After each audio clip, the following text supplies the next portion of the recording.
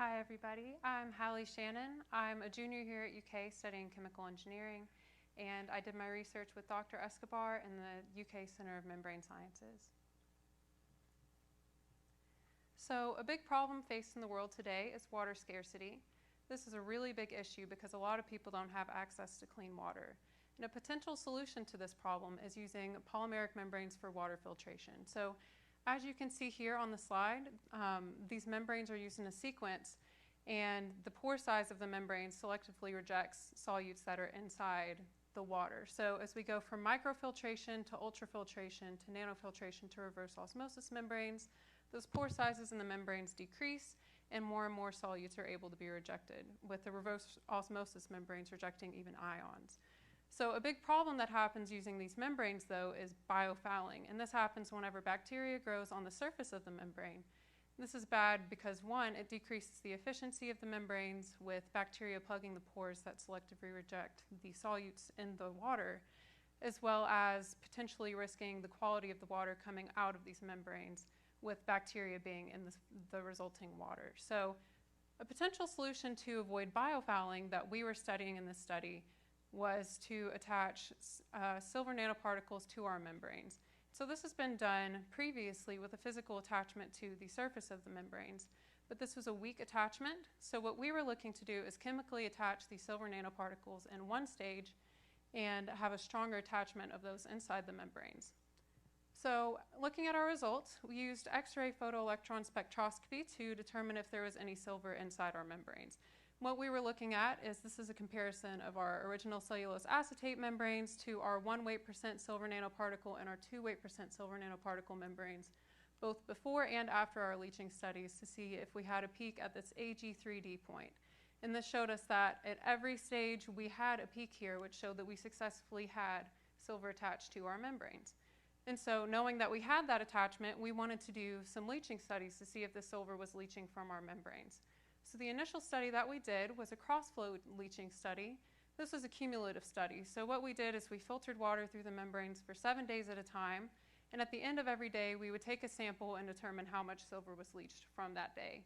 And so these are cumulative values, and what we saw is that the majority for both the 1 weight % and the 2 weight % silver nanoparticle membranes, the majority of the silver that was leached happened in the first day of testing, and then they were fairly stable. And what this told us is that after an initial leaching period, we would be able to use these membranes without any silver really coming off and polluting the water further. And actually, after doing some calculations to see how much silver was retained on the membranes, we determined that up to 97% of silver was retained within our membranes.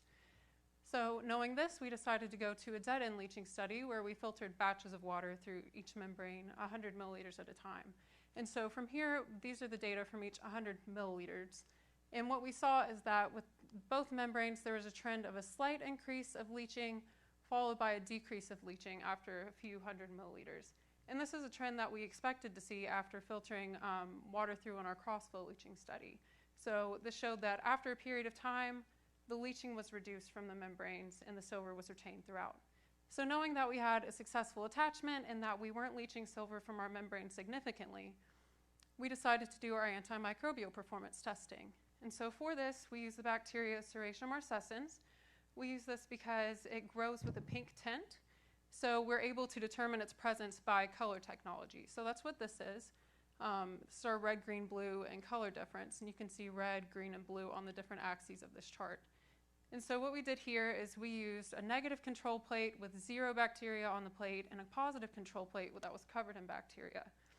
And we analyzed those as compared to our original cellulose acetate membranes, our 1 weight % silver membranes, and our 2 weight % silver nanoparticle membranes. And what we saw is that the original cellulose acetate membranes themselves reduced the bacterial growth a little bit on the membrane, but as we added our silver to our membranes, the 1 weight % removed more bacteria from the plate, and then with our 2 weight % silver nanoparticle membranes, we were able to see up to a 99% reduction in growth of bacteria on these membranes.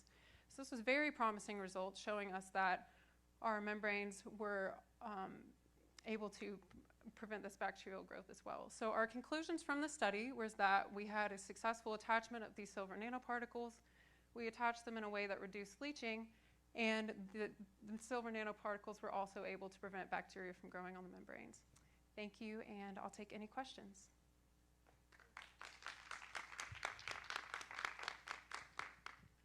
I have a couple of questions. Okay. So why would you not expect the silver nanoparticles to attach to the membrane? What would explain it not attaching? So if I understand your question right, tell me if I don't answer your question. So in previous studies, the chemical attachment to the membranes of the silver nanoparticles was just a surface reaction, so it was something that was more weak. It wasn't inherent in the polymer itself of our membranes. But what we did for this study is we actually attached the silver nanoparticles to the polymer before creating the membrane itself. So I didn't go into much detail in our casting here, but what you do to make the membrane is you have a solvent and you have a polymer complex inside of that solvent. And you mix those together and then put that against a blade, and you immerse it into water and it forms those pores. So by it being in the initial polymer itself, it's more chemically attached in that membrane itself instead of just being on the surface of that membrane. So you're really just testing this innovation against the prior best practice in a way. Yes. And then I don't understand the chemistry of why or how silver would inhibit bacterial growth. Can you explain that? Yeah, so there is a thiol group in our polymer complex, or there's a thiol group, in the bacteria that was going to grow on our membranes that the silver nanoparticle group in our membranes actually attracts. And so it interacts with this thiol group inside the bacterial cells themselves and deactivates them, and that prevents them from being able to grow on the membranes. Yes. Thank you very much. I'm not on. There we go. Thank you very much. So, I'm sorry, where did you want to go? Forgive me. I didn't turn it. I'm sorry. Okay. Massive difference between 1% and 2%. Actually, first, I didn't quite understand. Were you saying one weight, W-E-I-G-H-T %? Yes. Okay. What is the? There's a huge difference here on the normalized, so 41 to 1. What is the magnitude of difference between 1% and 2%? That doesn't look like it's much, but I mean, what's going on there that makes such a dramatic difference? And would it make a dramatic difference in terms of cost-benefit analysis of going to the 2% versus the 1? Okay, thank you. That's a very good question. So 1 weight % versus 2 weight %, it seems like it's a small difference, but it's actually twice the amount of silver that's going to be in that membrane itself. So there's a lot more silver available to be reacting with that bacteria on the membrane. And as far as the cost analysis, we haven't done as far of a look into that for wide-scale application and for scale-up studies, but we are in talks with another university and doing large-scale studies to see how that would weigh out in a larger-scale setting. Nice pun. And in my last question, in terms of the leaching, what's the point at which the amount of silver leached into the resultant water is a health risk? So the EPA's limit on water of silver into drinking water is 100 parts per billion. So even with these are all in parts per billion up here too. So what we were seeing here is that with our maximum amount of silver that was leached from our membranes, it was just at that EPA limit. So if we did an initial leaching of silver from those membranes with an initial wash through of water, say for a day, and then we removed that water and then started filtering new water through there, the resulting water from that point on should not have anything that goes over that limit. Very good. Thank you very much. No, thank you. My colleagues already asked a couple of wonderful questions, and so now I'm grasping at straws trying to think of what I can ask next. Are these membranes that you're talking about for filtration going to be pretty much comparable to existing membranes? Could you take a piece of equipment that uses the current technology and replace it with your own membranes and pretty much avoid having to create an entirely new piece of equipment while adding this more advanced membrane for filtration? Yes, ma'am, that's a good question as well. So these, so for one, cellulose acetate, we chose this because it's a very common polymer that's used in these types of membranes. So we wanted it to be something that's fairly cheap and something that's replicable in larger scale settings like that. And so membrane technologies are actually something that are used in the field today. So there are machines that are readily available to make these types of membranes for this application. The only difference is that the polymer that they were going to be using in those applications are a little bit different with our chemical reaction being done beforehand.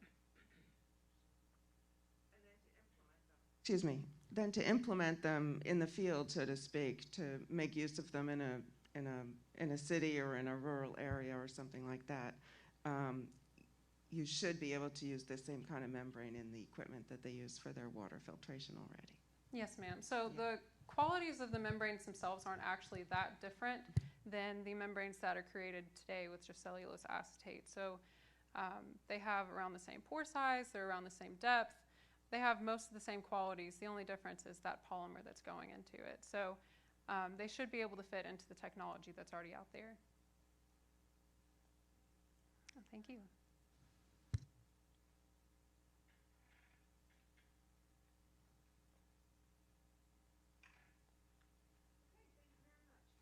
Thank you, everybody.